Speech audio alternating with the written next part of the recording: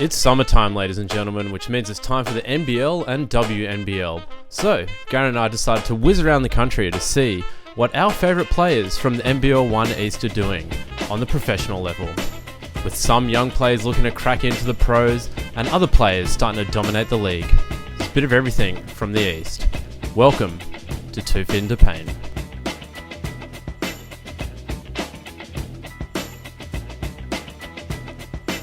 Let's start off with the WNBL. We have a lot of talent from the East sitting up for the Flames. Starting off with the Bears duo, Caitlin Martin and Carla Pittman. And Carla Pittman got a huge run in that debut game against the UC Capitals. Great to see players get an opportunity and their work and effort being seen in NBL1 East. And Carla Pittman putting in the work, a slasher, someone that can attack, get to the free throw line, use that speed to her advantage, and from time to time space the floor and really showcase her three-point shooting abilities. Great to see it. I think she had 14 points. Yeah, 14 points. Damn. They've been given a lot more responsibility early on in the season. So it's essentially a development play. Didn't play a whole lot last season, but goes to show her improvement over the last NBL1 East season is really paying off. And also Caitlin Martin back with the Sydney Flames.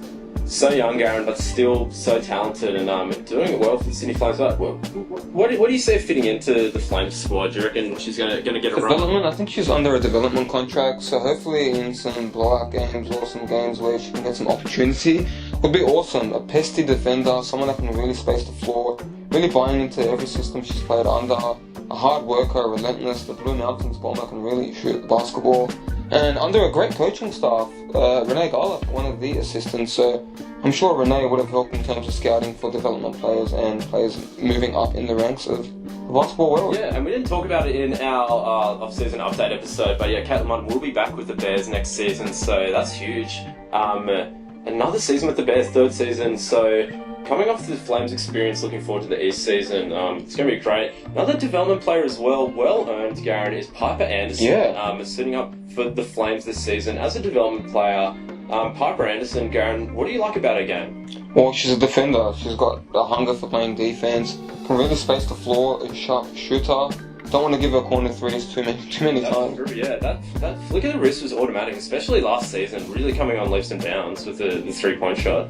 And then added strength to hitting the weight room potentially, and adding some strength as well would be key. I think she's also under the development contract as well, so hoping to have one or two of those games in the season where they're just a blowout and we can actually see these players suit up in game situations. And it's awesome to see, and in trainings as well, they're just going to play against some tough opponents and just make them work and really put in that work in training. Yeah, and well deserved by Piper Anderson. Had a sensational season last year in the East. And going to go to the next level. You got to think. You see a lot of these players come back from those development contracts to NBL1, and they're just on a whole new level. So I wouldn't be surprised. Hopefully we'll see Piper Anderson back at Sydney Comets. You got to think she will. She'll be tearing it up this season in the East. But you're right. Maybe not just in blowout games in WNBL, but hey, you never know what's going to happen with injuries sometimes. So we saw it, which we'll get to a little later with Alexander Higgins-Titsha. These development players all of a sudden could be the starting lineup. You never know what happens. It's a long season. That's true. Yeah, I forgot to mention that. Yeah, anything can happen with injuries, roster changes, players going overseas. Too many pina coladas on a Saturday night. Yeah, I know. And then next thing you know, bang bang, starting lineup. Moving down the highway, I don't know which highway it is the Hume Highway, I think, to Canberra, is the UC Capitals, one of our favourites, Garen, in her third season in WNBL. It's Nicole Munger. Yes. The championship season with the Newcastle Falcons and showing it again for the UC Caps. And I think winning that chip with Newcastle and being that number one option on the team really helped with their confidence, developing a lot of these young players and young bigs that Newcastle had. And for UC Caps, I think being that vocal leader, someone that's had college experience playing for one of the top college programs, and is honestly just a three-level scorer. Can beat you in that mid-range, couple back-down dribbles, that turnaround jump shot. Inside, she can attack well, and that three-point spacing is looking really well. So yeah, it's great. I mean, I think had 5 threes in the first game. That's incredible. Because you normally think of Nicole Munger as a slasher, mid-range, even getting some post-ups here and there, but just doing it all. And it's a great example to any American out there. Nicole Munger's the model. Started off with just an NBL1 contract with all thought it was just going to be one season. Got a WNBL contract out of it. Next thing, Yeah, got a contract call from another club, and then Canberra just wanted her so bad, and staying down under, why not? Why not? Going to show, like 3 seasons with Newcastle, gets the championship, 3 seasons in the WNBL, and you got a feeling she's going to be a starter and a star this season. So, any Americans watching this video, which I know there's at least 3, hey, come on! There's a great professional pathway here in Australia. And another East player, which we're really happy to see get a call up to the WNBL, is Meg Jefferson. Because, Karen, in that development spot for the UC Capitals, you've got a feeling she's going to take her game to the next level. We've always had big raps on Meg Jefferson. I mean, it's pretty easy to see. She's a force in the paint, Karen. But what do you think she needs to do with UC Caps this offseason to take her game to the next level? Well, firstly, I'm sure she showcased her post-work proficiency, has great footwork in the post, has a nice mid-range pick and pop. Maybe see that pick and pop more often, space the floor, hit that mid-range. And yeah, just during training sessions, just really playing hard and giving it to the players and showing why she's a force and a force to be reckoned with in future seasons in the WNBL, and earn some more minutes and try to fight our way through the rotation, I guess. Yeah, I think it'll help as well a lot defensively, training in, training out, game in, game out, going up against some of the elite talent of global basketball and WNBL. So, going to be good for Meg Jefferson, and you got a feeling she's going to come back to Hills next season bigger and better than ever, really ready to lead that team to the promised land, to the finals. Moving on, Garen, we've got one more WNBL player to talk about who's repping in the East. It's Ash Hannon, moving over from her great season with the Perth Lynx, now with the Bendigo Spirit. Yep. Garen, for Ash Hannon, hopefully we'll see her back with Aubrey Wodonga, but what do you like about her game, Ash Hannon? Her shot blocking ability, her rim protection, just a force to be reckoned with. I mean, don't drive in that paint when you see Ash Hannon in the middle. Just don't even bother. But times her blocks well. I think her foul to block ratio was pretty up there in the league averages, or what the league average should be. Rarely fouls out for someone that averages a lot of blocks. And how can she elevate her offensive game a little more and use her in that pick and roll situation, or get her more paint touches, or just get her to be more aggressive, get up to that 8 field goal attempts a game, and yeah, just see where it goes from there. Yeah, really happy for Ash Hannon. Glad she stuck with it, not just with basketball, but with the WNBL as well, and very worthy of the contract. So a little closer to home playing for Bendigo, so I think that might help a little bit. Perth, yeah, I mean Perth's a long way away, it's pretty much in different countries. So, but one of our favourite players is sitting up with the Reptiles. It's Alexander Higgins-Titsha, and got the start a couple games ago and balled out, Garen. Well, everyone that's watched him, commentators, coaches, have high raps for him. Good motor, great personality, can definitely rim run, has a nose for that offensive rebound.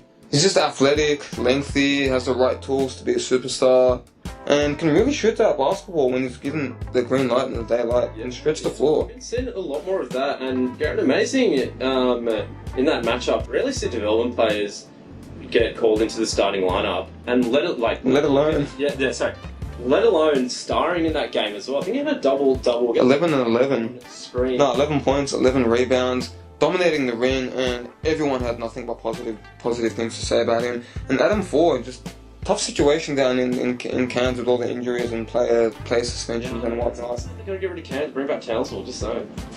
Nah, I'm kidding. We love the tight ends here. And something that stood out as well about Alexander Higgins-Titsha game as well, back at the Kingdom, is defensively. Garen has not skipped a beat. You think going from semi-professional, professional, bigger players, more athletic, you got these full-time athletes, but Alexander Higgins-Titsha didn't just hold his own defensively. He was swatting it.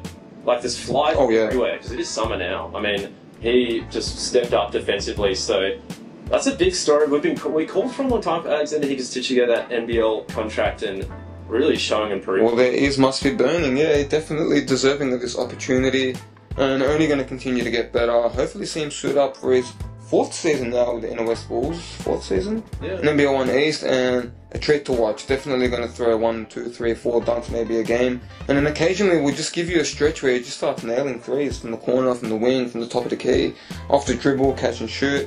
Spent time in UTS as well, developing skills under some great coaches, so he's only going to continue to get better. And AHT, we love seeing you rocking the orange, or the NBL. The reptile skin. The reptile skin, yeah. Last but not least, we're going to talk about Davo Hickey.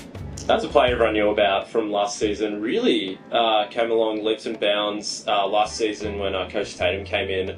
gave him the opportunity he deserved, and he's been tearing it up with the Hawks. Let me read some stats out to you, because we've got some stats nuggets. 20 points against Perth, 17 points against Melbourne United, aka the Tigers, and 15 points against the Tasmania Jack Jumpers. David Hickey is not just a role player anymore, he's a star. He's got strength as well. He can really bully inside the paint, that spin move, athletic, can shoot. And yeah, Tatum Camp's really giving him a whole lot of trust in that coaching environment, and just giving him the keys at times to have that isolation situation and break down defenders and really showcase why he is one of the better isolation players in the NBL1 East. So we love it. We love to see it. I think that was a big thing last season with Aubrey Wodonga. Played a lot of the point guard position for that side, and you're seeing him play the point a lot more for the Illawarra Hawks. Yeah, it's see him develop that point guard skill. I mean, he always had it, but with Aubrey Wodonga, that was a high-powered side. So seeing him distribute as well, run that offense for the Illawarra Hawks down there, it's great to see. And Will Hickey, recently also I think got called up to the Australia squad for some of the, I think World Cup qualifiers, it was the Asia Cup. So yeah, that's huge. Leaps and bounds. That's huge. David Hickey. So, as they say, the East, when coming along in leaps and bounds, I think a conference that gets disrespected a little bit. It did. It got bad raps to start off with, given it wasn't as strong as maybe some of the other conferences. Not anymore. I don't feel like not anymore. With some of the imports that are signing, some of the players that are drifting towards the East. Hopefully, get some more funding as well through clubs and sponsorships to be able to afford more players and talented players as well. We'll see how that goes in future seasons, but yeah. And Garen, for the Sydney Kings, a development player, maybe hasn't played NBL1 East yet, but a North junior getting that DP spot. It's Henry Cody Lau. Garen, you've seen a fair bit of him coming up through that North junior basketball program. What do you got to say about him? Athletic, hard worker, humble. Maybe saw him once at a rep trial and just dominated. Just super humble, talented. Will work his way into the Kings system hopefully and crack some rotation minutes. Not sure, he's under a development contract, so still gaining experience under Gorge. I mean, that's just awesome to have a coach such as Ryan Gorge and just showing you the pathway, the steps, the yellow brick road to basketball. So. Yeah, because Henry Cody Lau as well with that post game, that mid range shot. He's very athletic, can dunk the shit out of the ball, he's incredible. So we'll see if he gets any minutes with the Kings this season, but hopefully we'll see him coming back for the Bears in the NBL1 East season. Fingers crossed. Why not? That'll be a great addition to the squad. And yeah, great to see him suiting up in the purple and gold of the Sydney Kings.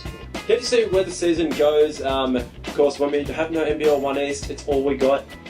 So we've really enjoyed watching NBL, WNBL this season, and stay tuned. Get out to a few games, get some Flames games, get some Fire games. Head down to Bendigo. Yeah. Check out Geelong. Why not? Why not?